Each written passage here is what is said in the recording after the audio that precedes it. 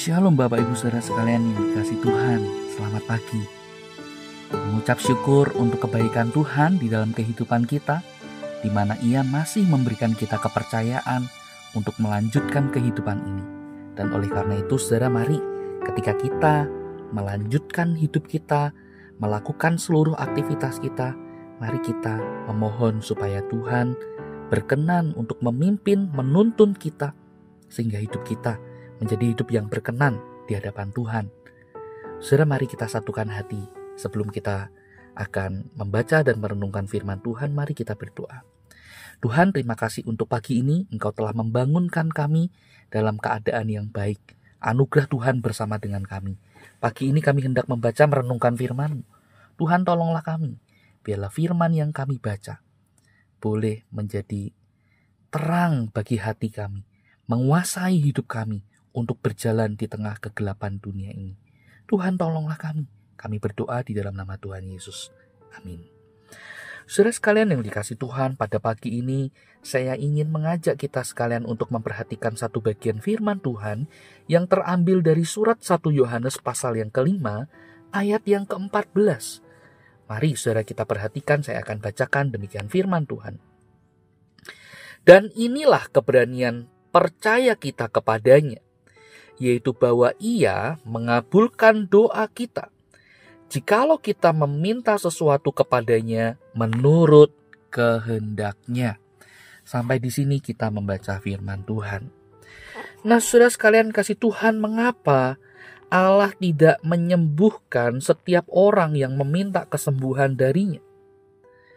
Mengapa Allah tidak segera, katakanlah, menolong atau memberikan solusi kepada setiap orang yang mungkin tengah mengalami masalah persoalan hidup yang berat di dalam hari-hari mereka? Sudah mungkin pertanyaan ini kita bisa tambah dengan hal-hal yang lain, sehingga akan menjadi sebuah pertanyaan yang panjang yang bisa kita tujukan kepada Tuhan. Pertanyaan-pertanyaan yang mungkin mengganggu atau menggelisahkan hati kita. Nah, saudara, ketika kita berdoa dan meminta kepada Tuhan, saudara, kita bisa percaya bahwa Tuhan mendengar dan menjawab doa kita. Tetapi saudara, kita juga perlu ingat bahwa Allah mungkin akan memberikan jawaban doa itu tidak sesuai dengan apa yang mungkin kita inginkan atau harapkan. Mungkin apa yang menjadi jawaban doa kita yang Tuhan berikan, saudara, itu bertentangan atau tidak, sekali lagi, sesuai dengan apa yang kita mau.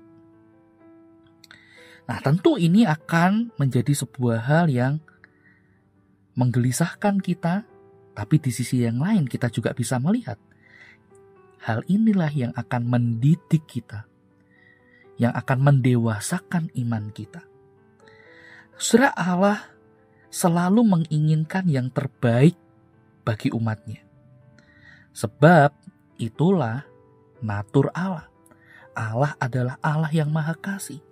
Allah tidak mungkin merancangkan atau memberikan rancangan yang kecelakaan atau hal-hal yang buruk dalam hidup kita. Nah, disinilah saudara kita perlu melihat bahwa kita perlu menyesuaikan apa yang kita inginkan dengan kehendak Bapa. Jangan-jangan saudara, kita perlu berefleksi nih.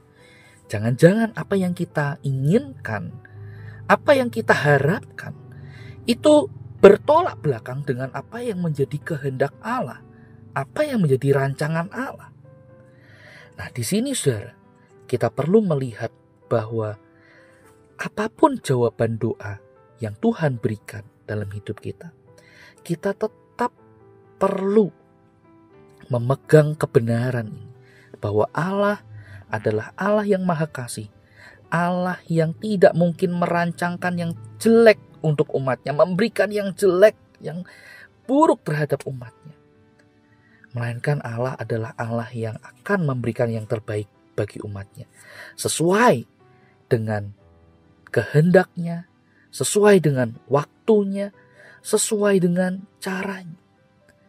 Dan hal inilah saudara yang Tuhan mau kita belajar. Dengan demikian, ketika kita memegang teguh kebenaran ini, dalam konteks kita berdoa memohon kepada Tuhan, kita akan ditolong untuk menjadi pribadi yang dewasa.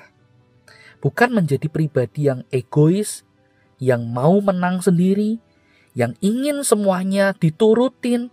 Seperti anak kecil, kalau kita tidak diturutin, kita akan ngambek, kita akan mutung kepada Tuhan dengan berbagai macam ekspresi-ekspresinya. Mungkin kita bisa kecewa, kita bisa marah, kita bisa merasa tidak ada gunanya untuk berdoa. Oh saudara, Tuhan tidak mau kita memiliki sikap hati yang seperti itu.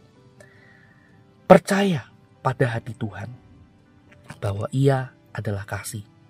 Ia akan memberikan yang terbaik, jauh melampaui apa yang kita pikirkan, kita inginkan. Ketika itu adalah dari Tuhan, maka Tuhan akan memperlihatkan kebaikannya, kuasanya kepada hidup kita. Dan kita akan melihat tidak salah kalau kita berserah, bersandar kepada Tuhan.